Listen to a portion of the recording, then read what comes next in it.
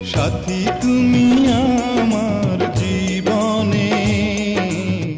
স্টাইলের দুনিয়ায় সালমান শাহ ছিলেন অনুকরণীয় একজন। তার স্টাইল শুধু এ প্রজন্মের বলিউড নায়কদের নয়, হলিউডের নায়কদের কাছেও জনপ্রিয়। সালমান ছাড়া ঢালিউড সিনেমায় এখনো কোনো নায়ক নিজস্ব স্টাইল নিয়ে বিশ্বে আলোড়ন তৈরি করতে পারেননি। তাই স্টাইলিস্ট আইকনিক কোনো সুপারস্টারের নাম এলেই চোখের সামনে প্রথমে যে ছবি আমাদের ভেসে ওঠে তিনি হলেন বাংলা সিনেমার একমাত্র রাজপুত্র নায়ক সালমান শাহ।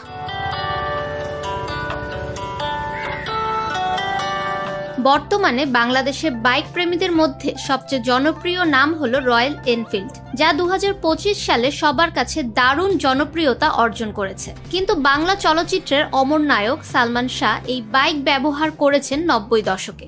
সালমান শাহ, যিনি ছিলেন এক যুগের ফ্যাশন আইকন, তার রয়্যাল এনফিল্ডের সঙ্গে ছবি এখনো ভক্তদের হৃদয়ে উজ্জ্বল।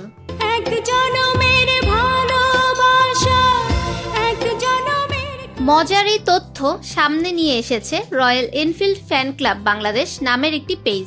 সেখানে অমর নায়ক সালমান শাহের একটি ছবি পোস্ট করে দাবি করা হয়েছে আজ থেকে 29 বছর আগেই এই ব্র্যান্ডের বাইক ব্যবহার করে গেছেন সবার প্রিয় নায়ক। ছবিতে সালমানকে দেখা গেছে সাদা রঙের একটি বাইকে। জীবনে যারে চেয়েছি আজ আমি তারে। ছবিটি মূলত চাওয়া পাওয়া সিনেমা থেকে নেওয়া হয়েছে। সিনেমায় চাওয়া পাওয়া গানটি শুরু হয় এই বাইকে চড়ে কালো পোশাক পরা সালমান শাহকে দেখিয়ে। 1996 সালে এম সরকার পরিচালিত এই সিনেমাটি মুক্তি পায়। এতে সালমানের নায়িকা ছিলেন শাবনূর। তোমাকে চাই, শুধু তোমাকে চাই।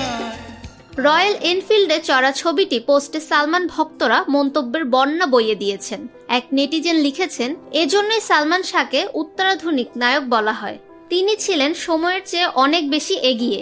আরেক নেটিজেন লিখেছেন, আমাদের সালমান শাহ ছিলেন আন্তর্জাতিক মানের একজন স্টাইলিশ নায়ক, তার রুচি ও ফ্যাশন আজও প্রাসঙ্গিক।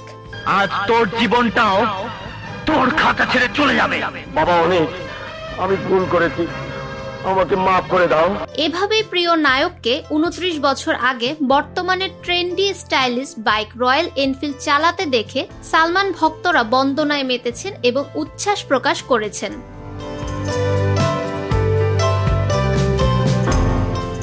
ফাহমিদা বিনতে আনোয়ার, নিরপেক্ষ নিউজ ডেস্ক, ঢাকা।